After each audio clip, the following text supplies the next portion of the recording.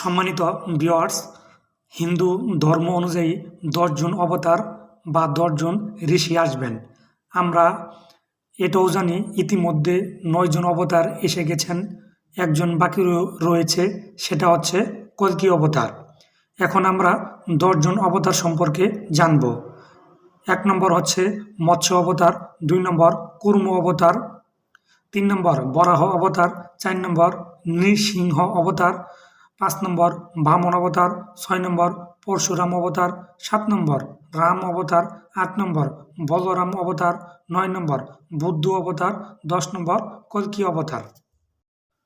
তো বন্ধুরা, এখন আমরা কল্কি অবতার শব্দের অর্থ কি জানব।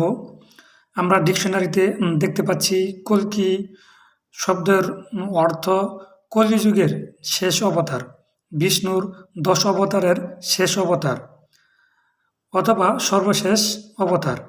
তাহলে আমরা কল্কি শব্দের অর্থ পেলাম শেষ অবতার বা শেষ ঋষি। এটাকে আরবি করলে হবে খাতামুন নবুয়াত, অর্থাৎ চূড়ান্ত নবী বা সর্বশেষ ঋষি।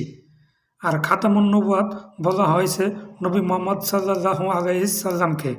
মহান আল্লাহ তাআলা পবিত্র কোরআনে সূরা আহজাব 40 নম্বর আয়াতে পরিষ্কার ঘোষণা দিয়েছেন, মুহাম্মদ তোমাদের কোনো পুরুষের পিতা ছিলেন না, তবে তিনি আল্লাহর রাসূল এবং সর্বশেষ নবী। তো বন্ধুরা, পরিষ্কার হয়ে গেল।